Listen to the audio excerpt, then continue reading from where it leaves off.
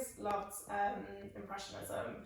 I've always loved the Impressionist, like Bonnard and Villard, and also maybe the female Impressionists. My mum has a lot of Mary Cassatt prints all around the house, so that's probably where it comes from.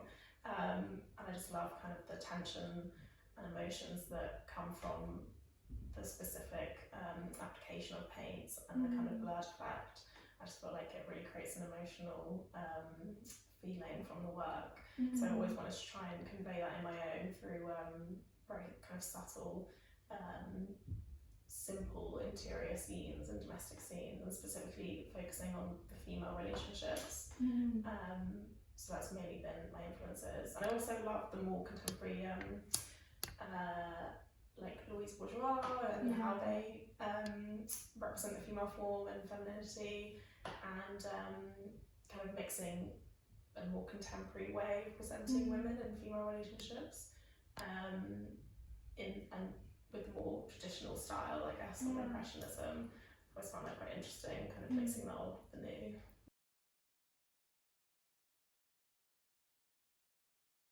I think the pandemic really hit when I was in my 4th and 5th year studying, so it was really strange, such a bizarre new environment, and obviously we were in interiors, constantly. We were really hit with our immediate surroundings, so spending a lot of time at home and in my room, I started to really become interested in the bedroom in particular. I think it's just such an iconic space, like the teenage girl's bedroom, the coming of age, that kind of is such an iconic thing in medium. With the pandemic, it really made me, it kind of isolated myself as well a bit, and I was really focused just on painting my immediate surroundings, and so I think that definitely influenced it quite a bit. I became quite interested in exploring those relationships and exploring kind of that new strange environment.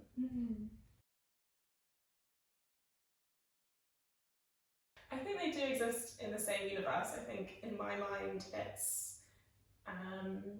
it's like a universe with no men, which isn't like, it's not so much a deliberate thing, it's more just, I've never really been interested in painting men or male figures, so it just happens to be a very female oriented universe. And I think also I wanted to create a space which didn't have like a male gaze, and it was just women just purely existing and not having to be anything or look like anything, and it was just existing. And I wanted it to be like for the viewer as well, to kind of feel calm and just feel comfortable in the environment, just as the female figures are comfortable in their environment as well. It's just kind of a nice, it's like a less imagined universe where women can just exist and have what they want.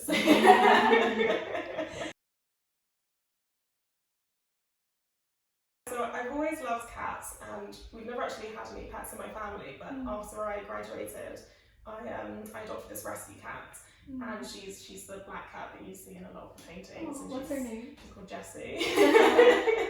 And we adopted her, and when we adopted her, she was quite overweight. So she's like this kind of very fat lump. But we call her that in a nice way. Yeah. And she's just very old and grumpy, and she's just so sweet. And I just loved painting her. I just found her so fun to paint. And you can, in a lot of them, you can see kind of her little like grumpy eyes kind of like glaring at you. But she's so sweet, and so I started painting her, and I just loved it. And then both my sisters, they got their own cats, so we went from being this no pet family to suddenly having all these cats into kind of this madhouse. And I just enjoy painting them so much, and I think they bring kind of a lightness to the work, and they bring some fun and a bit of silliness. And yeah, I do like how I can kind of put them in the corner or put them hiding behind somewhere, and it is like a little bit of a hunt to find them.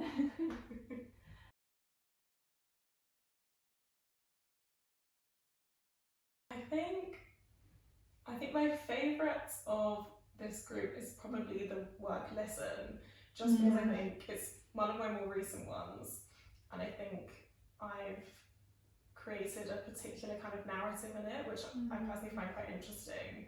I think the figure on the phone, and then you've got the figure in front kind of listening in, and then you can see the hidden cat in the corner kind of looking like she's judging what's going on. And it's kind of, it's creating this narrative where you're not quite sure what's going on.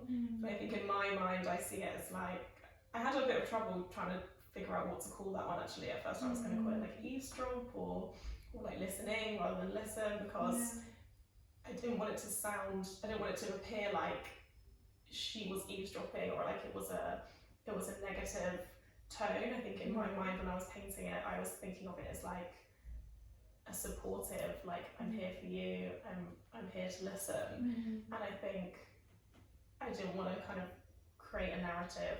I wanted people to just like view it and see how they felt, because maybe they think it is something else. But I think it's, it creates an interesting tension that I think I haven't managed to quite do before.